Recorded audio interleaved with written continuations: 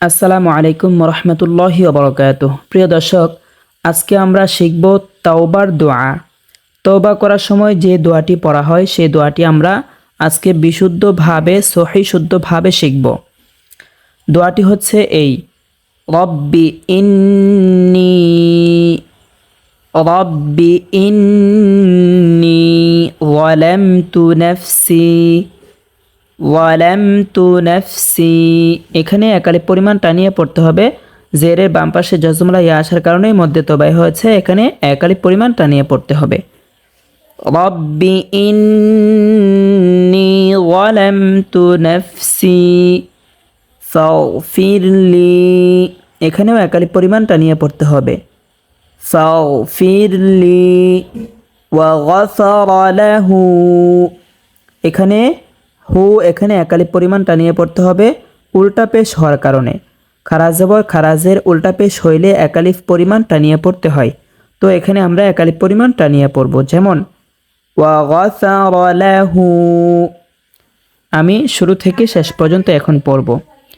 আপনারা সকলেই মনোযোগ সহকারে ধরবেন এবং যদি আপনারা চান আমার সাথে সাথে পড়তে পারেন। رب إني ظلمت نفسي فاغفر لي وغفر له إنه هو الغفور الرحيم إنه هو الغفور الرحيم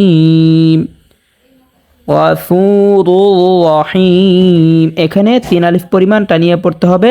মধ্যে আরজি হয়েছে 3 আলিফ। ইন্নাহু হুয়াল গফুরুর রহিম। উচ্চারণ যারা যারা আরবি পড়তে পারেন না তারা এখানে বাংলা দেখে উচ্চারণ পড়বেন। রব্বি ইন্নী যালামতু নাফসি ফাগফিরলি ওয়া গাফারা লাহু ইন্নাহু হুয়াল গফুরুর রহিম। তাওবার এই আরবি দোয়ার অর্থ: হে আমার প্রতিপালক, নিশ্চয় আমি আমার প্রতি জুলুম করেছি।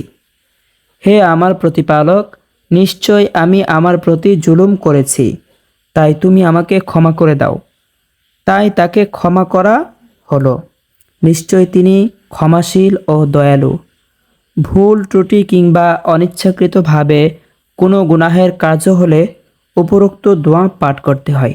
অর্থাৎ কোনো গুনাহের কাজ যদি করে থাকেন, ভুল ক্রমে যদি কোনো গুনাহের কাজ হয়ে যায়, তাহলে এই দোয়াটি পড়বেন।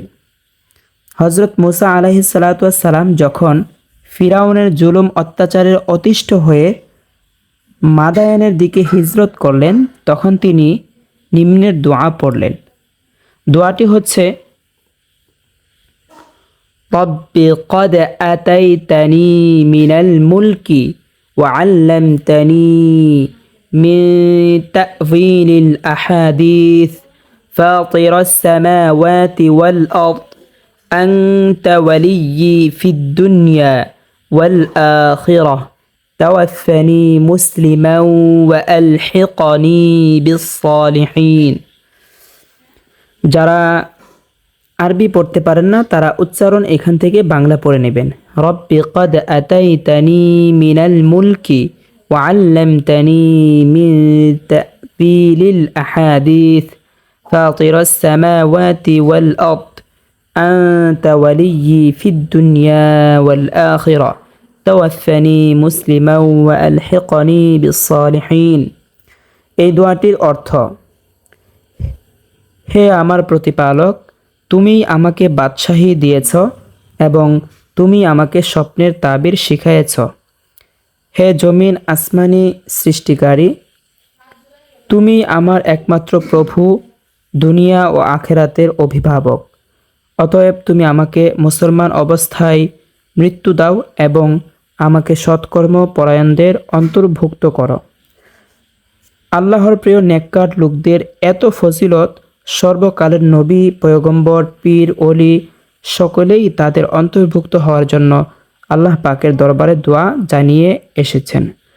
প্রিয় দর্শক, তওবা কবুল করতে আমরা এই দোয়াটি পড়ে আল্লাহ তাআলার কাছে বিশেষভাবে দোয়া করব, চোখের পানি ঝরায় আল্লাহ তাআলার কাছে দোয়া করব। আল্লাহ তাআলা ইনশাআল্লাহ আমাদের দোয়া, আমাদের তওবা কবুল করবেন ইনশাআল্লাহ।